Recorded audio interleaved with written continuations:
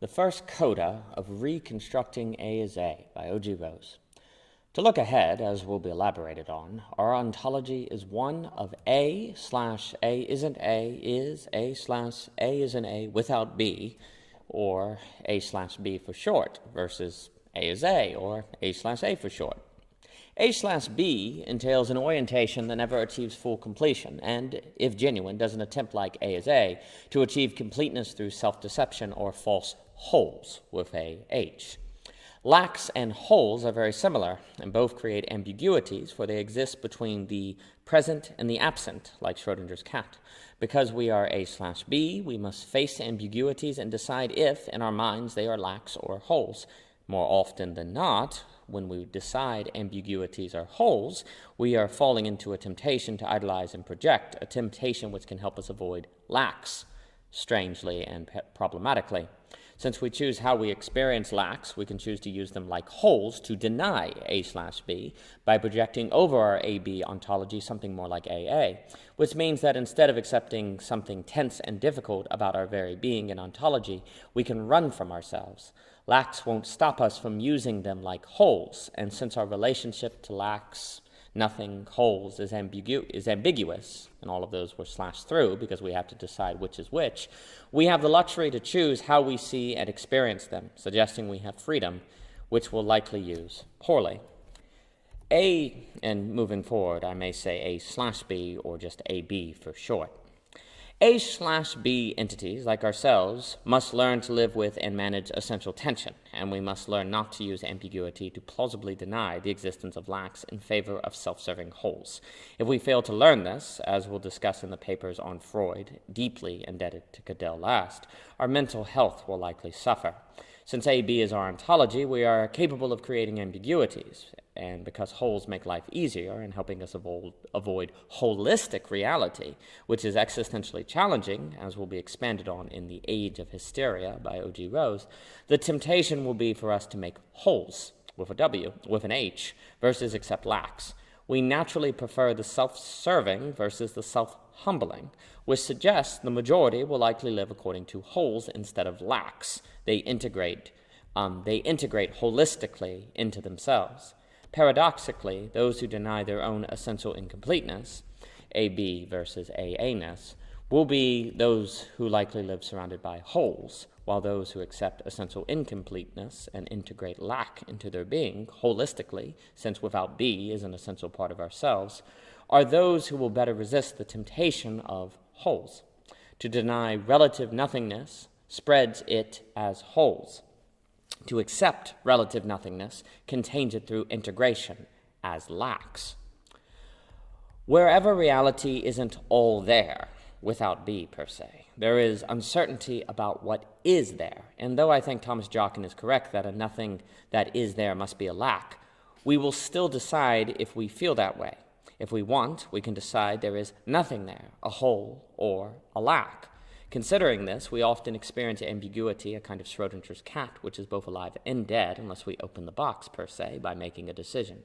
And ambiguity is not a X and Y, but a X/Y, a thing that exists in a state of bothness. In that bothness of XY, ambiguity can allow us to decide if it is just X or just Y. One person might choose to see X, while another may choose to see Y. Ambiguity is bothness, an uncertain potentiality that makes space for interpretation into a singularity of X or Y based on our preference, understanding, and so on. All apparent, supposed, and so on nothings are experienced ambiguously, even if they are actually lacks, for there is nothing to force a singular experience. While running into a cat practically forces us, due to space-time, to only experience a cat, I am not phenomenologically forced to experience what I am toward while it isn't present, without B, in any particular way. As I'm not forced to experience the future as X versus Y, as me being a CEO versus me being a cook, I am not forced to experience the life of another person, a whole, as full of romance or full of drama. I decide. Similarly, I decide if I am lacking what is outside of or exceeds me, or if I consider it nothing and unworthy of note. Ambiguity is part of life, but considering whole hope, it seems we are also able to create or see ambiguities that aren't already there in self-serving ways. In other words, we can create wholes and so fall into temptation. It seems we need to learn to tell the difference between created ambiguities, wholes, and ontological ambiguities, lacks. Ambiguities we organize our lives around to get what we want, avoid difficulties, and so on, versus ambiguities with which we can change our lives, expectations, and so on upon accepting. If we make ambiguities outside of ourselves, we create space and external things in which to interpret them in a manner we like, while if we are ambiguities ontologically, the world cannot help us make sense of ourselves. We are our problem versus there just be problems to face. Our problem is only manageable, never solvable. Accepting that we are essentially ambiguous and incomplete seems very difficult for us. We want ambiguity for the sake of wholes, but we don't want to be ambiguous and entail essential lacks. That's going too far. And yet to avoid the temptation of wholes, which is to avoid self-serving created ambiguities for idealization, projection, and so on, it seems critical that we accept that lacks and or ontological ambiguities are integrated into our very ontology and reality. For this acceptance helps us fight the temptation. There is ontological reality to ambiguity, for indeed we are AB, not AA, even if we require a sense of AA to function, reminiscent of Wittgenstein on the need for a sense of certainty. And indeed, the correct response to ontological ambiguity is to accept it, versus create ambiguity by which we can tell ourselves there is no ontological ambiguity. That's the strange paradox. We are tempted to create ambiguity to precisely, plausibly deny ontological ambiguity, leaving us in a state of existential bad faith.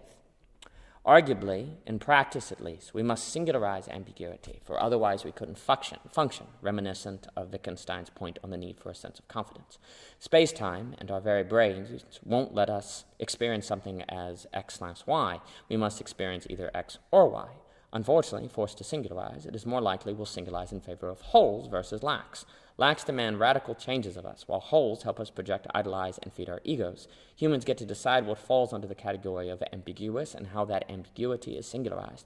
And in literature, characters can be seen doing this or doing that in ways that are self-serving, paradoxically using created ambiguity to avoid ontological ambiguity, which could be to use wholes to avoid lacks. But since assumptions and ambiguity play a necessary and logical role in our lives, we cannot simply say that people shouldn't use these categories, which would make our lives easier. Instead, we have to play with fire, and fire can keep us warm or burn us alive. All right, so be it, but how do we play with fire? Well, for one, we have to learn how to think, which is a focus of The True Isn't the Rational by O.G. Rose, the trilogy. But we won't think well if we don't know how we are, who we are, and that means we must pursue ontology further. For now, though, we'll focus on the problem of lacks versus wholes. Most of reconstructing A as A will be focused on ontology anyway. Perhaps living by wholes often entails believing that we aren't ontologically integrated with lacks, gaps, and the like, which would suggest that if we don't own relative nothingness, a Schrödinger-esque space of whole/lack, which we interpret based on our decisions, we're still going to live in relation to nothingness, just not in a healthy way. As we can't escape ideas because we must have them, so we can't escape without be because we must be toward that which we aren't and that which ultimately escapes us. And as it is the case that if we try to avoid ideas, we'll just end up absorbing random ideas like secondhand smoke, so if we try to avoid nothingness, we'll still end up in a relationship to nothingness, just not one that is conscious, careful, systematic. We cannot escape without be, and if we try, we'll probably fall into wholes versus learn to be holistic with our lacks. Since we cannot escape our ontology of lacks, of our towardness to without be, we will always have the capacity to live according to wholes. We can never escape temptation. But if we recognize that we are without be, then we will prove better able to resist this temptation to project, idolize, and flee our egos. Lacks should ground our hope and, through a kind of ontological humility, make our hope holistic. Otherwise, our hope will lead us to a place where we fall into wholes. We need lacks to fight the myth of completeness, to assent to a philosophy of the lacks, per se, which means we need to always live toward without be. But that also means we must live with the perpetual possibility and temptation of wholes. The same ontological reality without B that makes completeness impossible is simultaneously what makes it possible for us to fantasize about a possibility of completeness. We cannot deconstruct away the temptation of wholes. Again, it is a problem that cannot be solved, only managed. But we can and must, for if we don't learn to accept the whole inside of us and find wholeness in it, then we will likely end up throwing holes out of ourselves and living toward those holes, attracting ourselves toward idealistic projections time and time again. Ultimately, the answer is not to deny nothingness, which could be to provide ourselves with a sense of false completeness. For, alluding to Zeno, if there was no nothingness, everything would be one. But this denial would prove false. Without B is there, undeniable, a lack. We must learn to live with nothingness and trust it as lacking versus project into it as a whole. But this is also an effort that we cannot achieve once and be done with it. We must put in the effort daily. As will be expounded on, we must learn to live healthily with tension and dialectics. There is no easy way to live, but there are good ways. To close and summarize, we end up with whole hope when we deny lacks or treat all lacks as nothing. We end up with holistic hope when we accept lack as essentially part of our lives. All right, but what is the nature of our relationship to relative nothings, to without B's, that are to us whole/lacks, a Schrödinger-esque situation, until we decide how we relate to them? Well, it's a relationship of trust more than living, as will be discussed. But before we approach that topic, we should trace out a critical distinction between thinking and perceiving, the understanding of which is necessary both so that we can think well and so that we possess proper ontological self-understanding. Before that, though, understanding paradox is a good step. This has been the first Coda of Reconstructing ASA. For more by O.G. Rose, please visit ogrose.com, and thank you for your time.